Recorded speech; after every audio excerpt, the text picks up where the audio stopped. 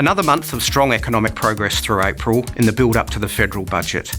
Our latest thoughts on the outlook for the economy and the markets, and the timing of possible interest rate moves.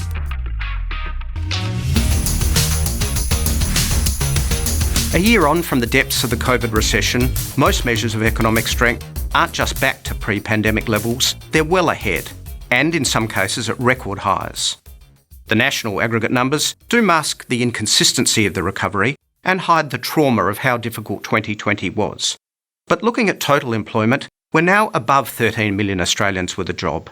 And looking at measures of spare capacity, the underemployment rate is below 8% for the first time since 2014.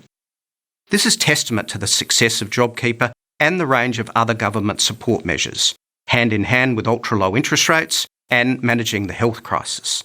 And as the chart shows, the overall recovery in the jobs market has been matched by the recovery in stock markets, here and in a range of indices around the world.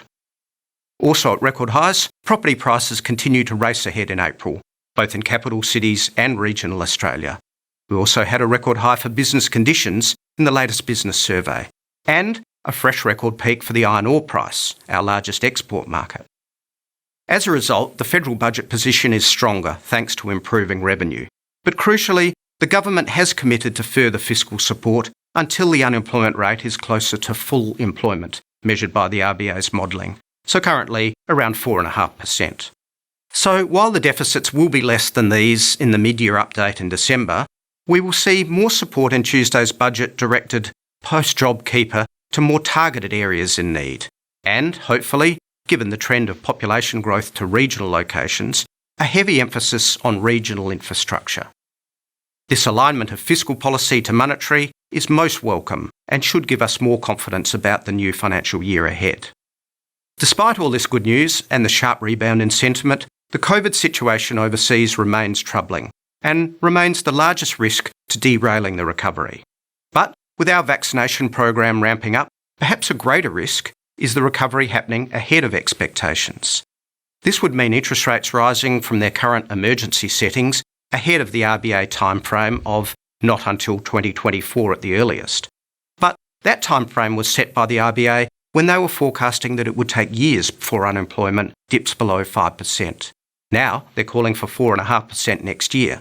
So 2023 appears a more likely timing for higher official interest rates to start the tightening cycle. It would be a good problem to have, as this scenario would mean wages growth is back in play. But the RBA are probably waiting for a few other central banks to start their exit strategy from 0% interest rates, with New Zealand and Canada looking set to hike rates next year, meaning the RBA could do the same in financial year 22-23, but not be first cab off the rank. And lastly, the Australian dollar remains locked in a 76 to 78 cent band, underpinned by firm commodity prices, but the improved outlook for the US economy may mean the Aussie will make more ground against the yen, euro and sterling, and a tougher road outperforming the US dollar. Still, a strong Aussie dollar is expected in the second half of the year as vaccinations protect our health and protect the economy from further damaging lockdowns. And that's the market update from Bendigo Bank.